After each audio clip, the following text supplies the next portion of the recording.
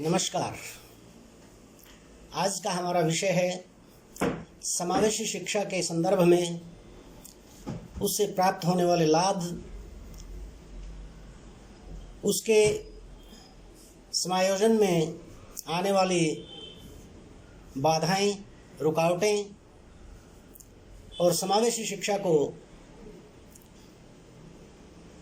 लागू करने के लिए संवैधानिक प्रावधान और सरकार द्वारा। Today we will discuss about advantages of inclusive education, barriers and policies for inclusive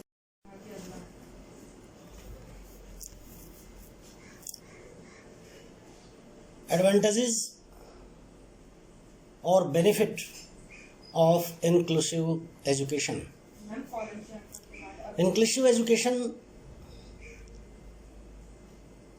उन विद्यार्थियों के लिए जो किसी भी प्रकार से बाधित हैं, अशक्त हैं, असमर्थ हैं, उपेक्षित हैं, मुख्य धारा में शामिल नहीं हैं, उन सबको सामान्य बालकों के साथ, समाज की मुख्य धारा के साथ शिक्षित किया जा सके। इस नीति का नाम है इंक्लूसिव एजुकेशन। इस शिक्षा पद्धति का नाम है इंक्लूसिव एजुकेशन। इस शिक्षा व्यवस्था का नाम है इंक्लूसिव एजुकेशन। एजुकेशन में इस इंक्लूजन को, इस समावेशन को स्थापित करने के जो प्रमुख लाभ हो सकते हैं वो इस प्रकार से हैं। नीडफुल इन सोशल एडजस्टमेंट, सामाजिक समावेश, सामाजिक समन्वय, सामाजिक तालमेल, समाज में उचित निश्चित अनुपात में सहृदय, समन्वय, समन्वित होकर के सामान्य और विशेष आवश्यकताओं वाले बालक सब एक साथ पढ़ सके, शिक्षण अधिगम प्रक्रिया में हिस्सा ले सकें और उस शिक्षा व्यवस्था के पनपने के साथ साथ उन्हें समान सामाजिक अधिकार और समान रूप से सामाजिक सम्मान प्राप्त हो सके। ये एक सबसे बड़ा बेनिफिट है समावेशी शिक्षा व्यवस्था का।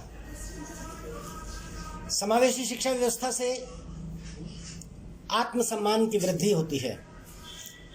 जब बालक सभी सामाजिक गतिविधियों में सामान्य बालकों के साथ हिस्सा लेगा, उसकी प्रतिभागिता होगी, सहभागिता होगी, तो उसमें जो बालक अशक्त है, असमर्थ है, बाधित है, उपेक्षित है, शारीरिक या मानसिक रूप से किसी भी प्रकार से वो मुख्य धारा के साधन और सुविधाओं से वंचित रहा, ऐसा बालक समावेशी शिक्षा व्यवस्था में शिक्षित होकर के आत्मसम्मान को प्राप्त करेगा, समाज में अपने होने के एहसास को दर्ज कर सकेगा। बेटर इंटीग्रेशन इन सोसाइटी, समावेशी शिक्षा व्यवस्था से ये जो वंचित समुदाय है, जिसकी वजह है, चाहे आर्थिक समस्या है, चाहे सामाजिक समस्या है, चाहे जातीय विभेद है, चाहे शारीरिक विकलांगता है, किसी भी वजह से जो वंचित रहे, वो बालक जब समावेशी शिक्षा व्यवस्था के तहत अपने आप को इस समाज में शिक्षित पाते हैं, तो सामान्य बालकों के साथ और समाज के साथ वो और ज़्यादा बेहतर अंतः संबंध स्थापित करने के कौशल से युक्त हो जाते हैं। समावेशी शिक्षा हमें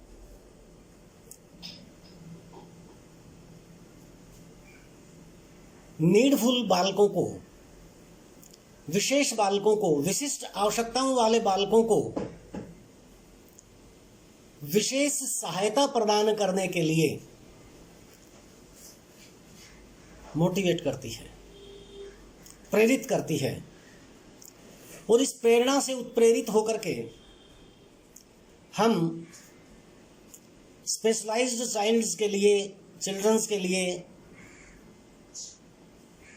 अनेक प्रकार के साधन और सुविधाएं जो उनकी शिक्षण अधिगम प्रक्रिया के साथ साथ उनके दैनिक जीवन में उन्हें सहज सुलभ जीवन प्रदान करने में सहायक होती है, ऐसी योजनाओं का निर्माण करते हैं और ऐसे एक जीवन मार्ग पर चलने को उन्हें प्रेरित करते हैं। समावेशी शिक्षा के तहत शिक्षण अधिगम प्रक्रिया के अनेक साधन और सुविधा उन बालकों को शिक्षित करने के लिए मुहैया कराए जाते हैं। Provides opportunity to all round development, उन बच्चों के चहुमुखी विकास के लिए, सर्वांगीण विकास के लिए अपॉर्चुनिटी प्रदान करती है हमें। कौन? समावेशी शिक्षा। समावेशी शिक्षा शिक्षण अधिगम प्रक्रिया, स्कूली व्यवस्था, करिकुलम के निर्माण आदि के माध्यम से जब इन वंचित, बाधित, असमर्थ, अशक्त, उपेक्षित बालकों को सामान्य बालकों की भांति प्रतिभाशाली बनाती है, उनके कौशलों का विकास करती है, तो उन बालकों को समाज में अपने सर्वांगीण विकास के लिए अनेक प्रकार के प्लेटफॉर्म मिलते हैं, उनकी प्रतिभा का विकास होता है और वे अपनी प्रतिभा को अनेक मंचों पर, अनेक प्रतिस्पर्धाओं में, अनेक कार्यक्रमों में प्रकट करते हैं, जिससे उनका सामाजिक, आर्थिक विकास होता है और उनके आत्मसम्मान में वृद्धि होती है। समावेशी शिक्षा के माध्यम से जो बालक प्रतिभाशाली हैं वो अनेक प्रकार की सफलताओं को प्राप्त होते हैं। उदाहरण के तौर पर आप देख सकते हैं कि भारत के कितने ही शारीरिक रूप से विशेष अंगों वाले बालक, लड़के लड़कियां अभी जो शारीरिक अशक्तता के बच्चों के खेल हुए पैरा ओलंपिक, उनमें भी हमारे देश के कुछ बालक स्वर्ण पदक तक प्राप्त करके आए। ऐसे बालक अपने पीर ग्रुप के लिए रोल मॉडल बनते हैं। इसी तरह से शारीरिक रूप से असमर्थ, असक्षम और बाधित, बधिर, विकलांग किसी भी तरह के बच्चे हैं, वो जब कुछ उपलब्धि प्राप्त करते हैं तो अन्यों के लिए वो एक रोल मॉडल का काम करते हैं, दूसरों को वो प्रेरित करते हैं। तो समावेशी शिक्षा के माध्यम से जब इस समावेशन की बात हुई और इसका लाभ ऐसे बालकों को प्राप्त हुआ जो प्रतिभाशाली थे लेकिन अपनी शारीरिक या सामाजिक या आर्थिक अक्षमताओं के कारण आगे नहीं बढ़ पा रहे थे, उनको समावेशी शिक्षा ने अवसर प्रदान किए और ऐसे बालक अपनी प्रतिभा का प्रदर्शन करके समाज में रोल मॉडल बने। एनहांसिंग इमोशनल क्यूटेंट क्या है ये? भावनात्मक स्तर पर इन बच्चों का विकास होता है, सद्भावी बनते हैं, स्वयं के प्रति इनकी भावनाएं और दूसरों के प्रति इनके मन में जागृत भावनाएं जीवन में समन्वय के प्रति इनके दृष्टिकोण का विकास करती हैं। Encourage involvement of parents.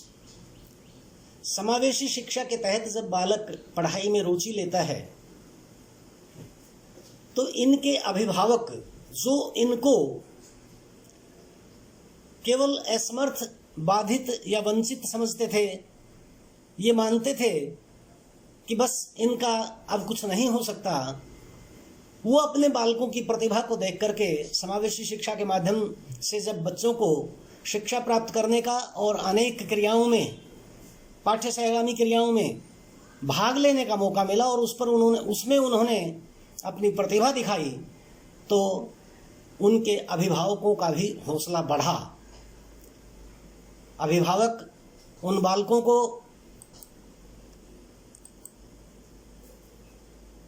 और ज़्यादा उत्साहित करने के लिए उनका साथ देने लगे। इससे क्या हुआ? अभिभावकों का साहस बढ़ा, हौसला बढ़ा। उस हौसले से उनकी इन्वॉल्वमेंट बढ़ी। उस इन्वॉल्वमेंट से ये बच्चे और ज़्यादा प्रतिभाशाली बने, इनकी प्रतिभा में और निखार आया और इस सारे उपक्रम के मूल में काम किया समावेशी शिक्षा व्यवस्था ने। इसलिए समावेशी शिक्षा व्यवस्था का ये भी एक प्रमुख लाभ है। Acceptance of individual difference and culture of respect and belongingness. Individual के डिफरेंसेस हैं, सामान्य और असामान्य। सभी प्रकार के बच्चों की अपनी एक अलग पहचान है, अपनी एक अलग विशेषता है, उनमें अपनी एक अलग टैलेंट है, प्रतिभा है। जब वो सामने आई समावेशी शिक्षा व्यवस्था की वजह से, क्योंकि समावेशी शिक्षा व्यवस्था के तहत जो शिक्षण अधिगम प्रक्रिया है, जो स्कूली व्यवस्था है, उसमें बालक इन्वॉल्व हुआ। पढ़ने लिखने के लिए घर से स्कूल गया, अपने आप गया या उसे स्कूल पहुंचाया गया। स्कूल पहुंचने के बाद विभिन्न प्रकार की संस्कृतियों से वाकिफ हुआ, दूसरे बच्चों के साथ सह संबंध स्थापित हुए, दूसरे परिवारों की संस्कृति से परिचित हुआ। ये जो उसका मानसिक विकास हुआ, ये मानसिक विकास उस बालक के सर्वांगीण विकास में अपनी महत्वपूर्ण भूमिका। बैरियर ऑफ इंक्लूसिव एजुकेशन, समावेशी शिक्षा में अवरोध। समावेशी शिक्षा में सबसे पहले हमारे सामने सामाजिक बाधाएं, सामाजिक बैरियर, सामाजिक अवरोध आता है। क्योंकि समाज में कुछ लोगों की नेगेटिव थिंकिंग होती है। अशक्त एवं दूसरे वंचित जो बालक हैं वो समावेशी शिक्षा का महत्वपूर्ण अंग हैं, लेकिन समाज का नकारात्मक सोच रखने वाला वर्ग ऐसा समझता है कि ये बालक सामान्य शिक्षा के लिए सक्षम नहीं है, इसलिए बाधित, वंचित, उपेक्षित बालकों के सामने समाज में इस प्रकार की धारणा, इस प्रकार की विचारधारा, इस प्रकार की मान्यताएं, इस प्रकार के विचार उनको, उन वंचित बालकों को शिक्षित होने में एक बाधा का काम करती है।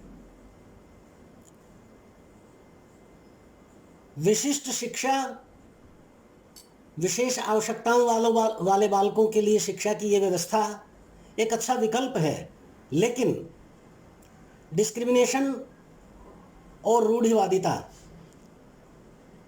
विभेदन और रूढ़िवादिता का भाव इन बालकों को सामाजिक और शैक्षिक स्तर पर आगे बढ़ने में रुकावट पैदा करता है।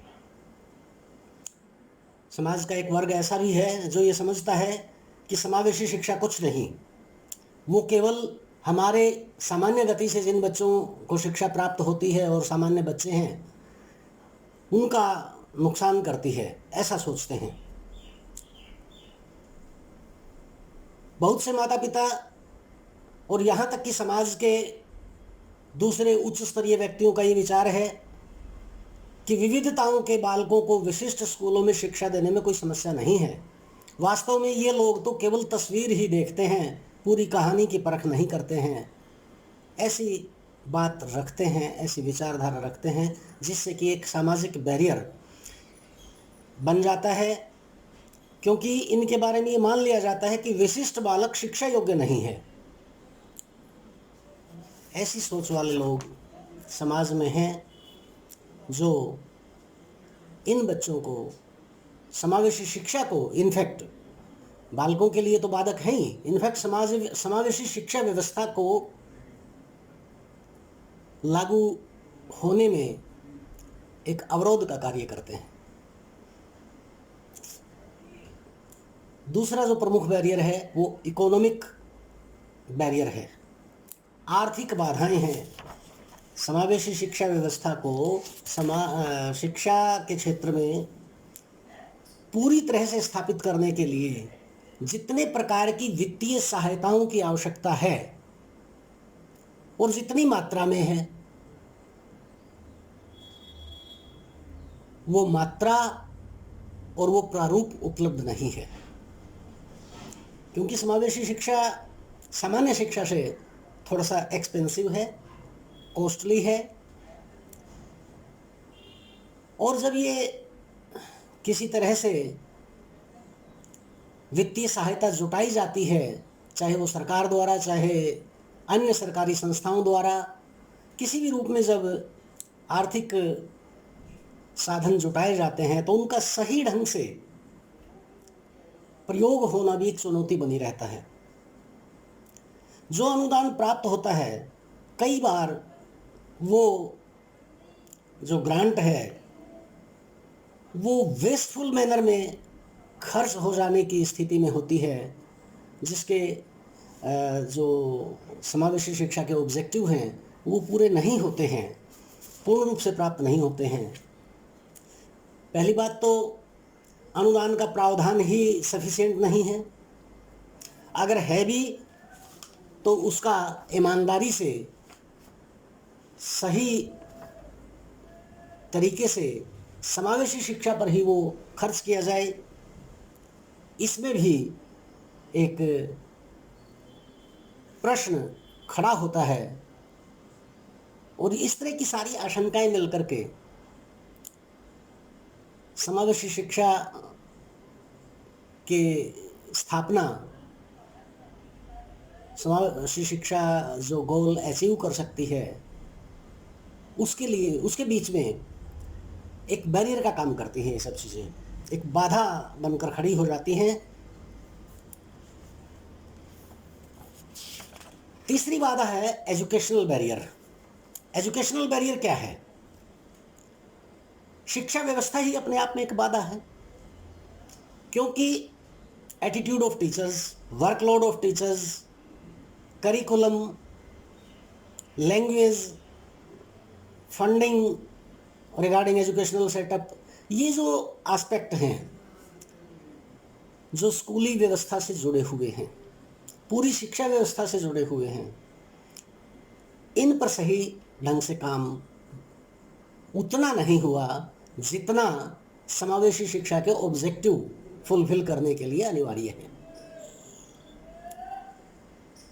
क्योंकि समावेशी शिक्षा के लिए जिस प्रकार विशेष बालकों को पढ़ाए जाने के लिए विशेष प्रशिक्षित अध्यापकों की ज़रूरत होती है, स्कूलों की व्यवस्था में, स्कूलों में अध्यापकों की संख्या में उस संख्या की कमी है।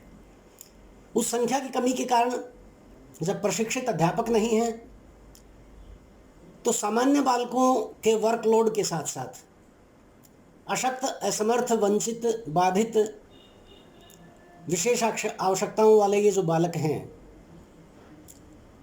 इनके लिए जिस शिक्षण अधिगम प्रक्रिया को अपनाया जाना है और इनको शिक्षित करने के लिए अध्यापक के अंदर जिन विभिन्न प्रकार के कौशलों की आवश्यकता है, वो पर्याप्त नहीं है, क्योंकि अध्यापक उस तरह के बालकों को पढ़ाने के लिए प्रशिक्षित होकर के नहीं आया है।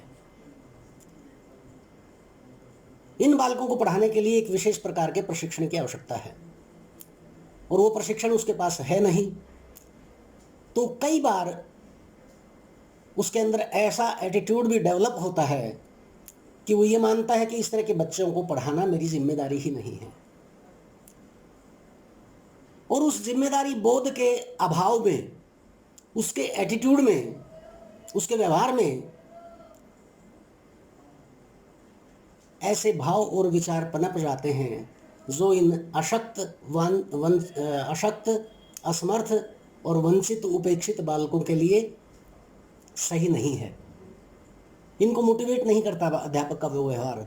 इसलिए एटीट्यूड ऑफ टीचर भी बैरियर का काम कर देता है।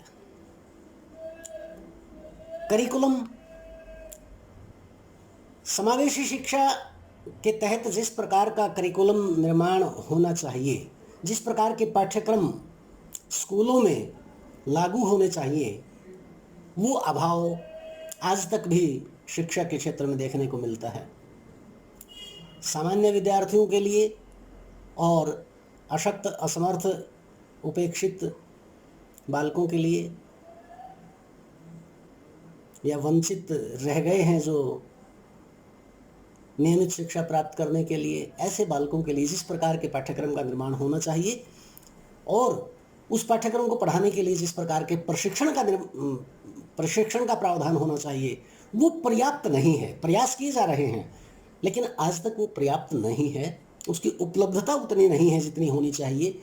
इसलिए ये एस्पेक्ट भी, ये बिंदु भी इंक्लूसिव एजुकेशन में बैरियर का काम करता है। लैंग्वेज, भारत अनेक भाषाओं का, बहुभाषाओं का देश है। एक एक विद्यालय में कई कई लैंग्वेज, भाषाएं पढ़ाई जाती हैं। अध्यापक और विद्यार्थी एक कक्ष में भिन्न भिन्न प्रकार की भाषाओं को बोलने वाले होते हैं, विशेषकर महानगर के स्कूलों में। ऐसे में जब विशेष आवश्यकताओं वाले बालक क्लासरूम में होते हैं तो भाषा भी उनके लिए बाधक होती है। एक तो ये बात है। दूसरा, शारीरिक और मानसिक रूप से जो बालक कमजोर हैं, जिनका विकास सामान्य बालकों की भांति नहीं हुआ है, उनके भाषा कौशलों का विकास भी सामान्य बालकों की भाषाओं की भांति नहीं होता है।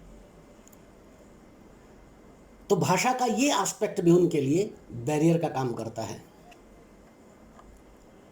और इन सभी बैरियर्स से पार पाने के लिए, इन पर विजय प्राप्त करने के लिए, इन बैरियर्स को दूर करने के लिए जिस प्रकार के एजुकेशनल सेटअप की आवश्यकता होती है और उसके लिए जितने प्रकार के फंड की आवश्यकता होती है, जितनी मात्रा में पैसा चाहिए, वो भी नहीं है। एजुकेशनल सिस्टम के पास उतना पैसा नहीं है। इसलिए ये फंडिंग और एजुकेशनल सेटअप जो है, ये भी एक बैरियर का काम करता है। फिजिकल बैरियर्स, फिजिकल बैरियर भी कई रूप में है। बच्चे स्वयं कम्युनिकेट नहीं कर सकते हैं, आ जा नहीं सकते हैं स्कूलों में, उनमें इस प्रकार की शारीरिक विकलांगता है। कुछ ऐसे हैं जो शारीरिक विकलांगता इतनी नहीं है, किसी भी प्रकार के साधन या माता पिता के सहयोग से, अभिभावकों के सहयोग से वो स्कूल पहुंच जाते हैं। तो स्कूल में उनके अनुसार रैंप नहीं है, व्हील चेयर नहीं है, आवागमन के ऊपर नीचे आने जाने के जो और साधन हैं उनका अभाव है। तो भौतिक सुख साधनों का अभाव और स्वयं की शारीरिक विकलांगता का अभाव, ये फिजिकल बैरियर्स की भूमिका निभाते हैं और समावेशी शिक्षा के बीच में एक बाधक बनकर खड़े होते हैं। कल्चरल बैरियर, समावेशी शिक्षा के तहत बालक जब अपने आप को अन्य बालकों के साथ सामान्य रूप से पढ़ते हुए पाता है, लेकिन उसका अपना परिवेश ऐसा है कि वो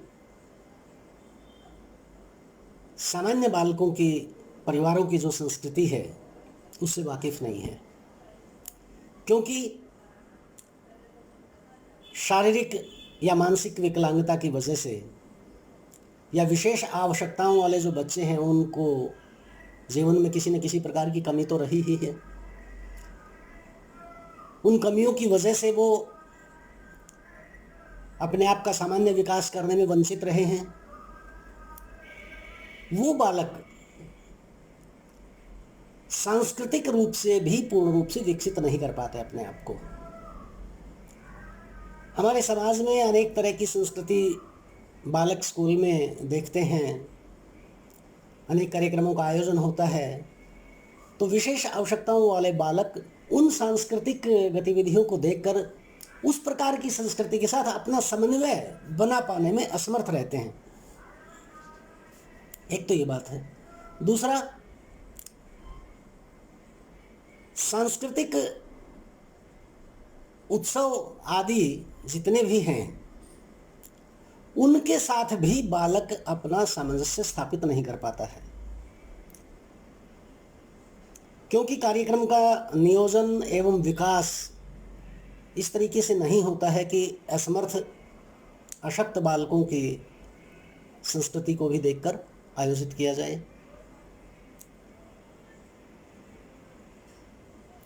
तो ये एक सांस्कृतिक बैरियर समावेशी शिक्षा के बीच में आकर खड़ा हो जाता है। इमोशनल बैरियर, भावनात्मक स्तर पर भी ये बालक जो जिनके लिए समावेशी शिक्षा व्यवस्था पर जोर दिया जाता है, इन बालकों को भावनात्मक स्तर पर वो सम्मान कभी नहीं मिला, और ये उस भावनात्मक अभाव को महसूस करते रहते हैं। ना तो ये अपने आप को खुलकर अभिव्यक्त कर पाते हैं, न अपनी भावनाओं को अभिव्यक्त कर पाते हैं। ये जो अन्य बालक हमसे श्रेष्ठ हैं, हम अन्यों से हीन हैं, इस तरह की भावनाएं जब इन बालकों में पनपती हैं, जब ये अपनी सोसाइटी को सामान्य सोसाइटी से अलग समझते हैं, तो इनकी भावनाओं का पूर्ण रूप से विकास नहीं हो पाता है और ये अपने आप को अभिव्यक्त नहीं कर पाते हैं। भावनाओं की अभिव्यक्ति का यह अभाव समावेशी शिक्षा में एक बाधा का काम करता है, एक बैरियर का काम करता है। इस प्रकार ये कुछ मुख्य बैरियर्स, इनकी चर्चा यहाँ पर की गई है, और भी इन्हीं एस्पेक्ट से जुड़े हुए और भी असंख्य बैरियर हैं जो दिन प्रतिदिन इनके जीवन में घटित होते हैं, जिनकी वजह से हम इस समावेशी शिक्षा का पूरा लाभ नहीं मिल पा रहा हमारे समाज को। इन बैरियर्स को दूर करने की योजना हमारे पास होनी चाहिए, तभी हम समावेशी शिक्षा को पूर्ण रूप से लागू कर पाएंगे और उसका पूरा लाभ उठा पाएंगे।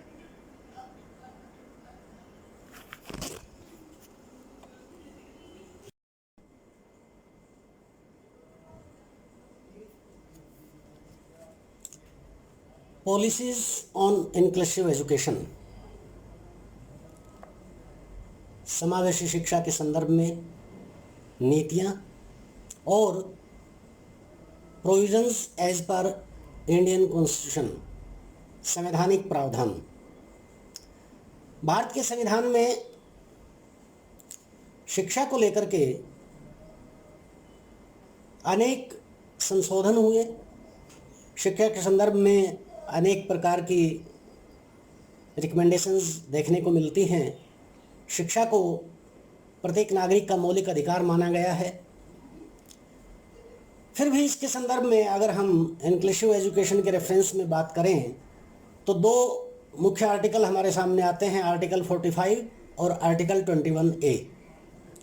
आर्टिकल 45 में जहाँ पर यह कहा गया कि 6 से 14 साल के बच्चों को शिक्षित करना है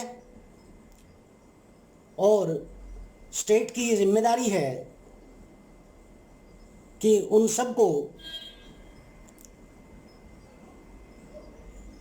प्राइमरी शिक्षा के लिए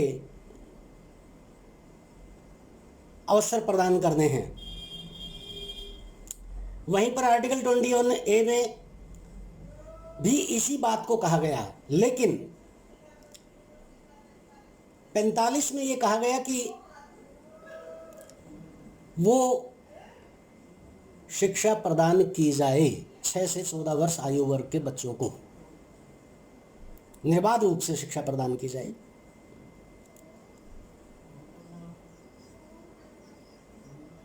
इक्कीस में ये कहा गया,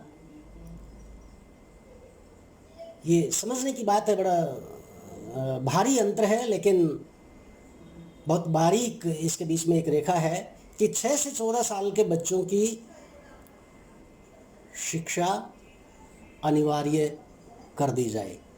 21 में ये कहा कि 6 से 14 साल के बच्चे, 21A में आर्टिकल 21A ये कहता है कि 6 से 14 साल के बच्चों का मौलिक अधिकार है क्या? मुफ्त और अनिवार्य शिक्षा। 6 से 14 साल की अवस्था का कोई भी बालक स्कूल में आकर के प्रवेश प्राप्त करना चाहता है तो ये उसका मौलिक अधिकार है, उसे उसकी आयु वर्ग के हिसाब से प्रवेश देना ही होगा।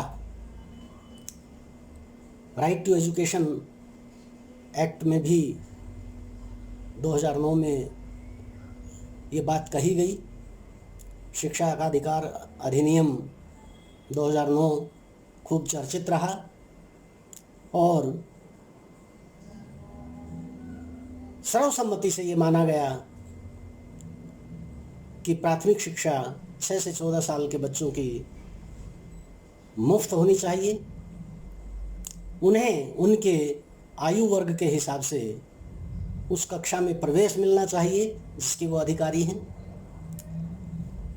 अब इस प्रकार के प्रावधान से उन बालकों के शिक्षा, स्कूल में उनके भोजन की व्यवस्था, स्कूल की यूनिफॉर्म, पुस्तकें, ये सारी व्यवस्था सरकार ने उनके लिए की। इन सारी व्यवस्थाओं के पीछे जो एक भाव है, जो एक विचार है, जो ऑब्जेक्टिव है, वो यही है कि शिक्षा इस देश के प्रत्येक बालक का मौलिक अधिकार है, प्रत्येक नागरिक का मौलिक अधिकार है, उसे शिक्षा से वंचित न रहने दिया जाए। और जो विशेष आवश्यकताओं वाले बालक हैं,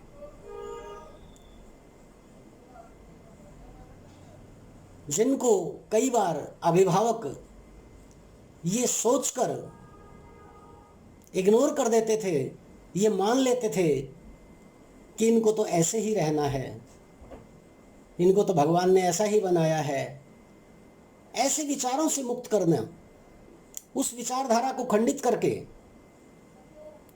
उनके लिए अवसर मुहैया कराना, ये संवैधानिक संशोधन किया गया और ये समझाने का और लागू करने का प्रयास किया गया कि कोई भी बालक जो किसी भी प्रकार के अभाव की वजह से या विचारधारा की वजह से या किसी धारणा मान्यता की वजह से या किसी परिस्थिति की वजह से शिक्षा प्राप्त करने से वंचित है, उसे शिक्षा प्राप्त करने का समान अवसर प्रदान किया जाए। ये संवैधानिक संशोधनों के अंतर्गत कहा गया। इसको लागू करने के लिए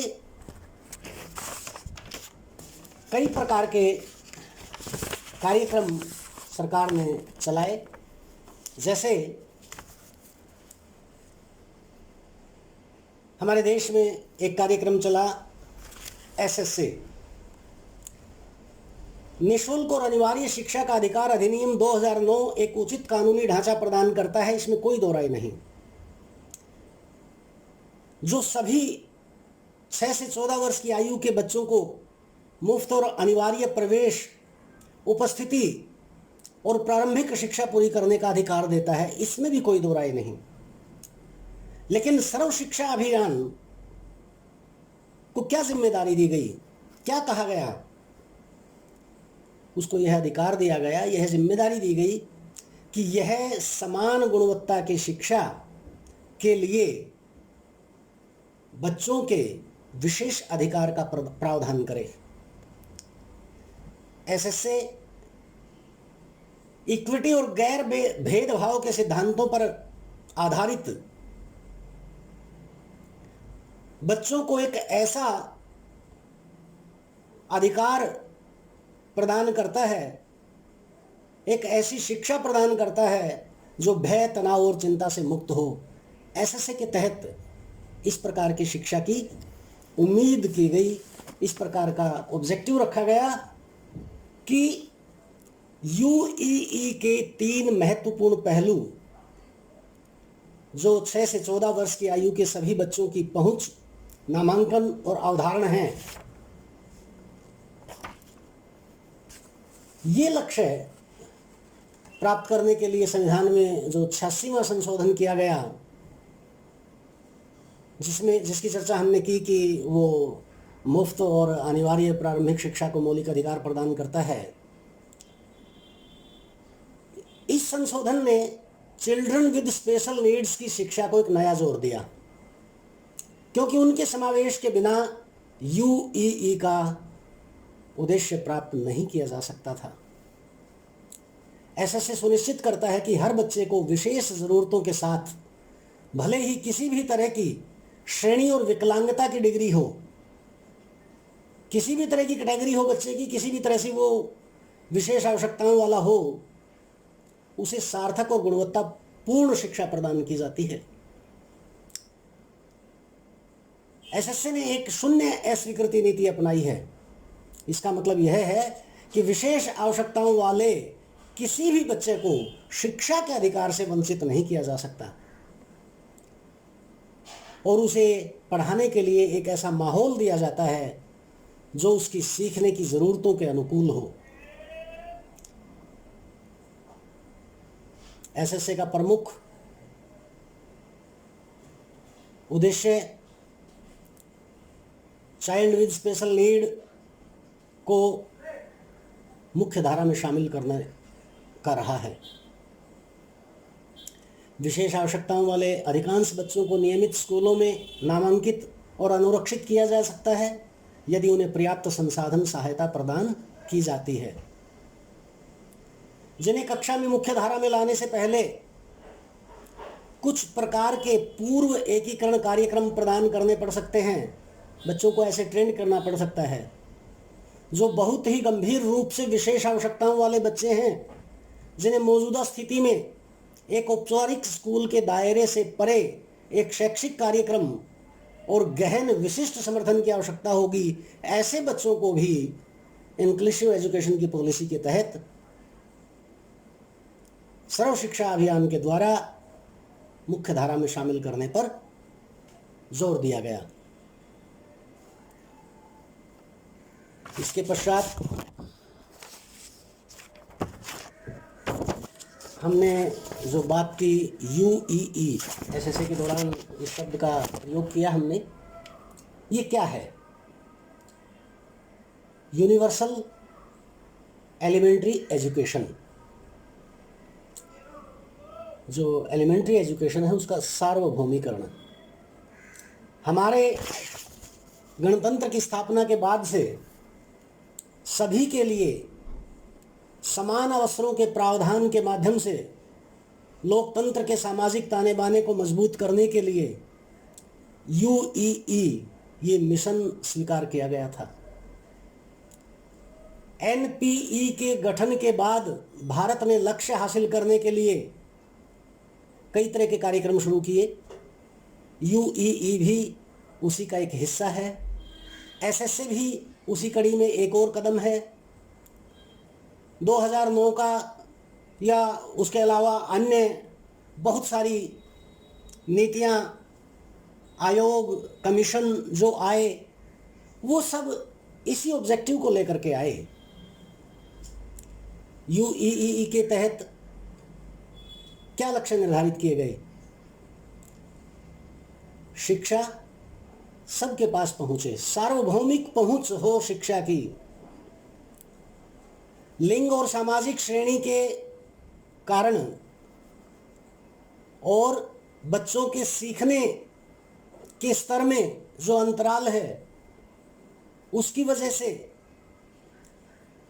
जो बालक पीछे रह गए हैं, पिछड़ गए हैं, उन सबको एक मंच पर लाना, बच्चों के सीखने के स्तर में वृद्धि करना, ये यूईई मिशन का मुख्य लक्ष्य रहा। ऐसे विभिन्न प्रकार के कार्यक्रमों के द्वारा अनेक प्रकार के रिकमेंडेशन करता है, जैसे नए स्कूल खोलना, ये भी यूईई मिशन के तहत था। खुले हुए स्कूलों में नई शिक्षण निगम प्रक्रियाओं का निर्माण करना, अतिरिक्त अध्यापक मुहैया कराना, नियमित शिक्षक सेवा प्रशिक्षण कार्यक्रमों का आयोजन करना, शैक्षिक पाठ्य पुस्तकों को सुनिश्चित करने के लिए शैक्षणिक संसाधन सहायता और सीखने के परिणामों में सुधार के लिए मुफ्त में जो समर्थन हासिल करना था, वो सारा एसएसए और यूईई के तहत किया गया। इसके बाद जो मुख्य कार्यक्रम पॉलिसी सामने आती है वो है NPE, national policy of education 1986, और इसी का जो प्रोग्राम ऑफ एक्शन था वो 1992 में आया। तो इन दोनों के संदर्भ में हम यहाँ चर्चा करेंगे कि राष्ट्रीय शिक्षा नीति 1986, नेशनल पॉलिसी ऑन एजुकेशन 1986 में जो इंक्लूसिव एजुकेशन है उसमें क्या रिकमेंडेशंस थी इनकी। ये कहती है कि जहाँ तक संभव हो शारीरिक, गत्यात्मक, अपाहिज तथा अल्प अपाहिज बच्चों की शिक्षा साधारण बच्चों के साथ होनी चाहिए। मतलब विशेष आवश्यकताओं वाले बच्चे सामान्य बच्चों के साथ पढ़ाई करें। गंभीर रूप से अपंग बच्चों को विशेष विद्यालयों में दाखिल करवाना चाहिए, जहां पुनर्वास की सुविधाएं उपलब्ध हों। जहां तक संभव हो सके विशेष विद्यालय रिहायशी रूप में उपलब्ध होने चाहिए, रेजिडेंशियल स्कूल हों, जहां शारीरिक रूप से विशेष आवश्यकताओं वाले बच्चों को व्यावसायिक प्रशिक्षण भी दिया जाए। प्राइमरी शिक्षकों के प्रशिक्षण कार्यक्रम का विकास किया जाए। शारीरिक रूप से विकलांग बच्चों की विशेष शिक्षा हेतु स्वैच्छिक यत्न प्रत्येक संभव दिशा में किए जाएं। राष्ट्रीय शिक्षा नीति शारीरिक एवं मानसिक रूप से विशेष आवश्यकताओं वाले विद्यार्थियों को साधारण समुदाय के साथ एकीकरण की नीति का समर्थन करती है। इसका जो प्रोग्राम ऑफ एक्शन 92 में बना, उस प्रोग्राम ऑफ एक्शन के कुछ उद्देश्य इस प्रकार थे। विशेष आवश्यकताओं को ध्यान में रखते हुए बच्चों के लिए शिक्षा तथा पाठ्यक्रम के समायोजन द्वारा शिक्षण का उच्चतर स्तर निश्चित करना चाहिए। ऐसे बच्चे जो विशेष विद्यालयों में शिक्षा प्राप्त करना चाहते हैं तथा साधारण शिक्षक और साधारण शैक्षिक संस्थाओं में विशेष कक्षा में शिक्षा प्राप्त करते हैं, तो इन बच्चों की असमर्थता के अनुसार शिक्षण स्तर की उपलब्धियां निश्चित की जाए। मतलब उन बच्चों की प्रतिभा के, योग्यता के, कैपेसिटी के आधार पर, समर्थता के आधार पर निर्धारित किया जाना चाहिए उनकी उपलब्धियों का मानदंड। 9वीं पंचवर्षीय योजना के अंत तक बच्चों का व्यापक दाखिला तथा साधारण बच्चों की तरह अपाहिज बच्चों द्वारा विद्यालय को छोड़कर जाने में कमी होनी चाहिए। असाधारण बच्चों को सेकेंडरी तथा उच्च सेकेंडरी शैक्षिक संस्थाओं में विशेष सुविधाएं उपलब्ध करवाना। सेवा में आने से पहले तथा सेवानिवृत्ति के पश्चात अध्यापकों हेतु शैक्षिक कार्यक्रम को पुनः पुनः दोहराना। शारीरिक रूप से विशेष आवश्यकताओं वाले व्यक्तियों के अध्ययन तथा व्यावसायिक आवश्यकताओं की पूर्ति हेतु साधारण नियमों से हटकर शैक्षिक कार्यों की रूपरेखा का निर्माण करना, ये क्रियात्मक कार्यक्रम रहा 92 की जो नीति थी उसके तहत अगर मुख्य बिंदुओं में उसका हम उल्लेख करें तो उसमें है विशेष विद्यालयों की स्थापना की जाए, व्यावसायिक प्रशिक्षण केंद्र स्थापित किए जाएं, शिक्षकों का प्रशिक्षण किया जाए, प्रोफेशनल ट्रेनिंग दी जाए, पेशावर जो शिक्षक हैं उनका प्रशिक्षण हो, व्यावसायिक शिक्षकों का प्रशिक्षण किया जाए, पाठ्यक्रम लचीला हो और उसमें आवश्यक बदलाव हो, परीक्षाओं में भी फ्लेक्सिबिलिटी हो, टेक्नोलॉजी का तकनीक का उपयोग किया जाए और जो निरीक्षण की प्रक्रिया है उसको इंश्योर किया जाए, मतलब इफेक्टिव सुपरविज़न, प्रभावशाली निरीक्षण को यकीनी बनाया जाए, वर्तमान विशेष विद्यालयों को प्रभावशाली बनाया जाए। इस प्रकार की रिकमेंडेशन जो NPE 1986 थी उसका जो प्लान ऑफ एक्शन था, उसके जो प्रोग्राम ऑफ एक्शन था वो 92 में इस तरह से डिस्क्राइब किया गया और समावेशी शिक्षा के बारे में ये सारा अनुमोदन किया गया, रिकमेंडेशंस की गई। इसके बाद और भी कार्यक्रम सरकार की तरफ से नीति निर्धारण के चलते रहे और समावेशी शिक्षा और विशेष आवश्यकताओं वाले बालकों के संदर्भ में जिन उद्देश्यों की कल्पना की गई थी वो उद्देश्य प्राप्त करने के लिए एक मुख्य कदम उठाया गया, the rehabilitation council of India. Role of rehabilitation council of India, भारतीय पुनर्वास परिषद की भूमिका क्या रही समावेशी शिक्षा के संदर्भ में 92 में। पुनर्वास के लिए भारतीय पुनर्वास परिषद का निर्माण किया गया। पुनर्वास किस आधार पर हो, किस तरह की संस्थाओं का निर्माण किया जाए, उनके दायित्व क्या रहेंगे, अधिकार क्या रहेंगे, इन सब चीज़ों को निर्धारित करके इस काउंसिल ने रिकमेंडेशंस दी जो समावेशी शिक्षा के लिए बहुत लाभदायक सिद्ध होती हैं। वर्तमान समय में भारतीय पुनर्वास परिषद प्रशिक्षण तथा विशेष शिक्षा केंद्रों की वैधता एवं अवैधता का निरीक्षण भी होता है। अनेक सरकारी और गैर सरकारी संस्थाओं को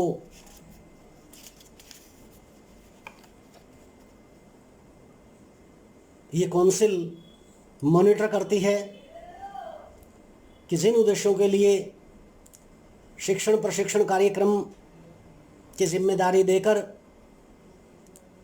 जो सरकारी और गैर सरकारी संस्थान चलाए गए थे, क्या वो सभी संस्थान विशेष आवश्यकताओं वाले बालकों की शिक्षा, उनकी प्रतिभा का विकास, उनके व्यावसायिक दृष्टिकोण को ध्यान में रखते हुए अपने कार्यक्रम चला रही हैं। नेत्रहीनों के लिए राष्ट्रीय संस्था देहरादून में स्थित है। सुनने में असमर्थ व्यक्तियों के लिए राष्ट्रीय संस्था मुंबई में बनाई गई।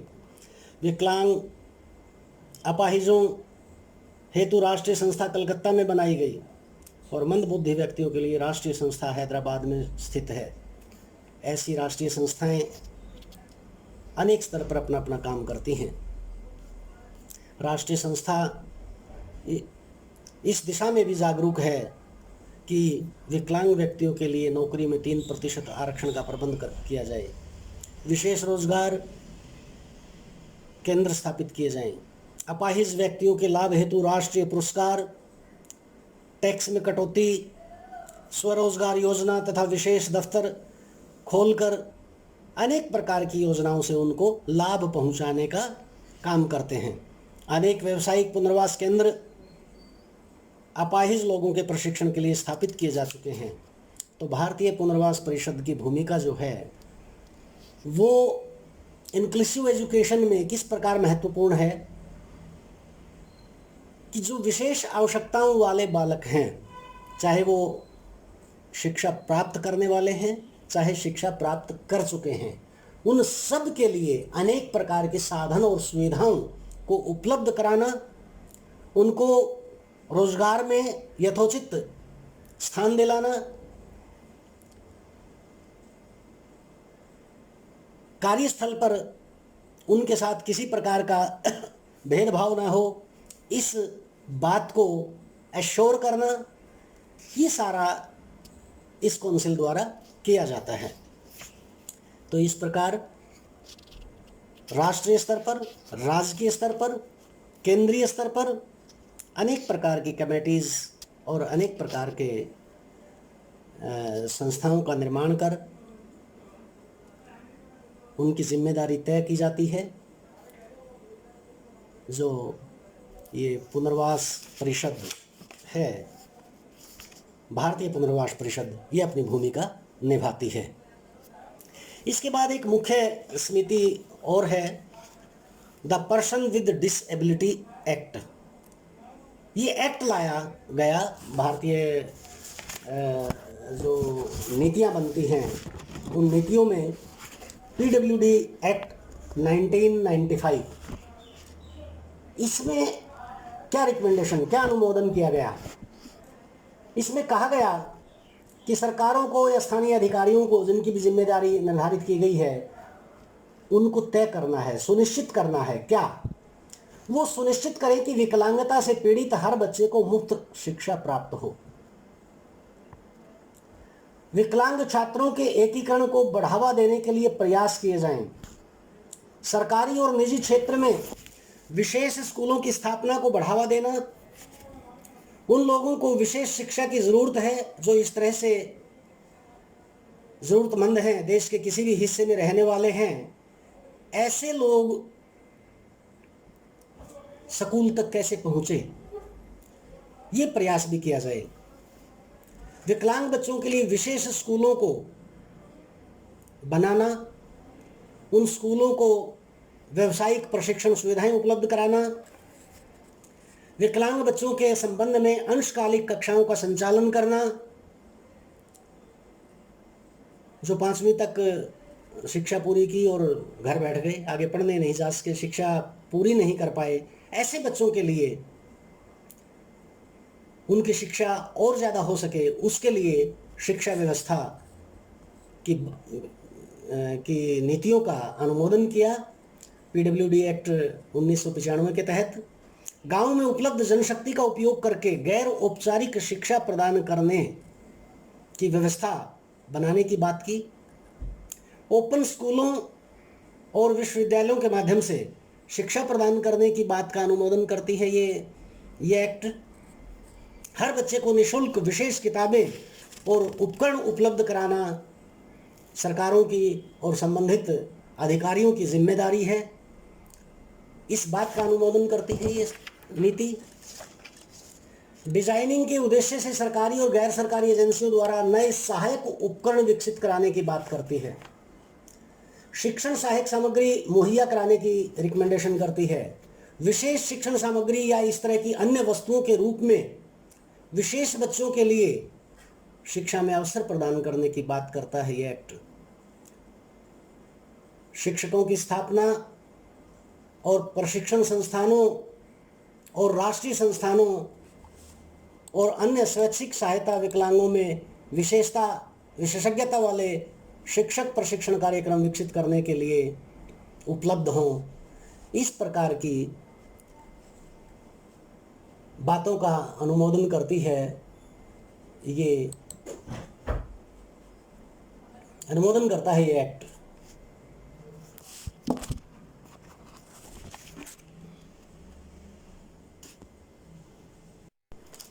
इस एक्ट के तहत विकलांग बच्चों को पुस्तक, वस्त्र और अन्य सामग्रियों की आपूर्ति आदि मुहैया कराने का प्रावधान है।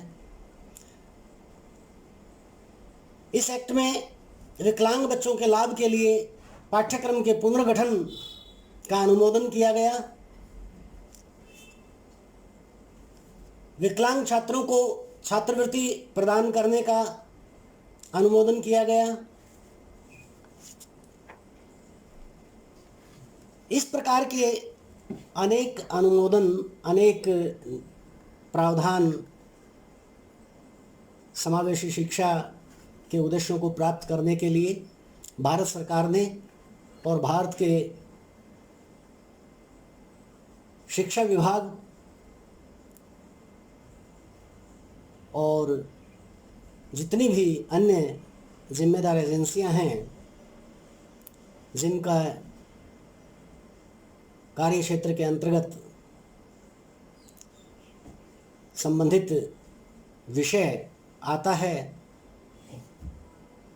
उन सभी संस्थानों को समावेशी शिक्षा के उद्देश्य प्राप्त करने के लिए समय समय पर भिन्न भिन्न प्रकार की नीतियों का और सम्मतियों का निर्वाह करना होता है।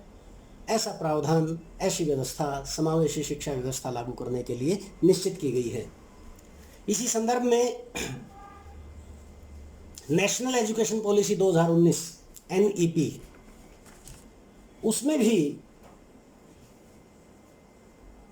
चाइल्ड विद स्पेशल नीड को ध्यान में रखते हुए कुछ मुख्य बातें कही गई। स्पेशल नीड्स वाले जो विद्यार्थी हैं, बच्चे हैं,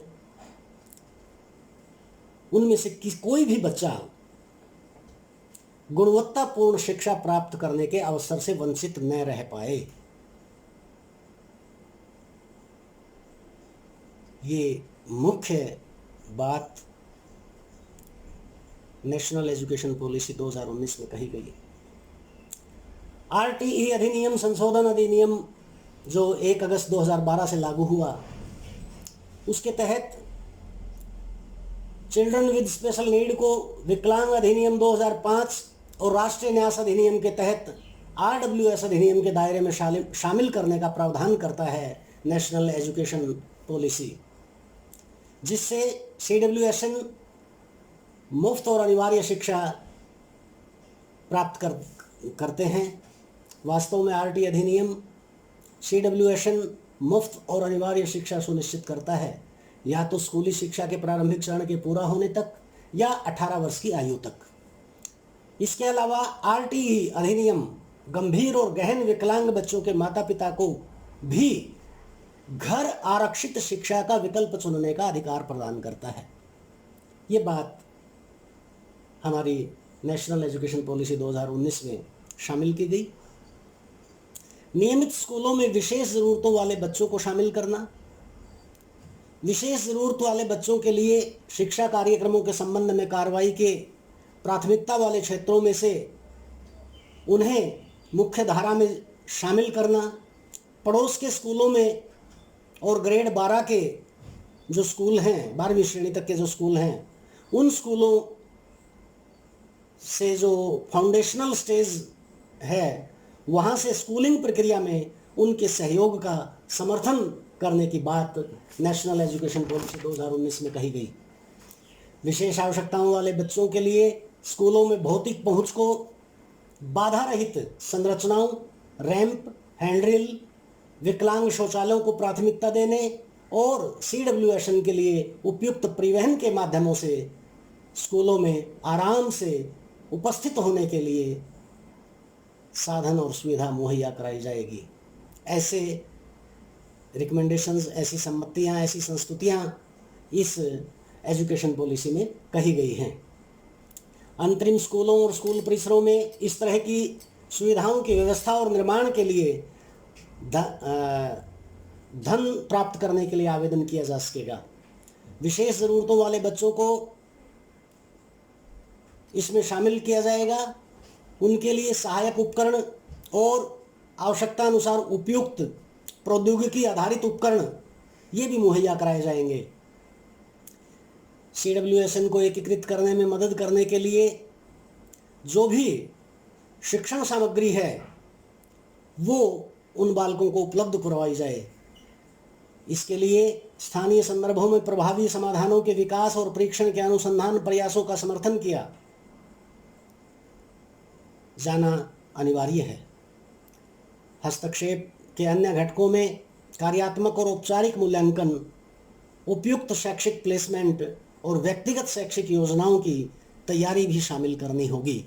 इस प्रकार के अनुमोदन NEP 2019 में किए गए हैं। तो प्रिय विद्यार्थियों, ये कुछ महत्वपूर्ण पॉलिसीज़ हैं जो हमारी समावेशी शिक्षा व्यवस्था के संदर्भ में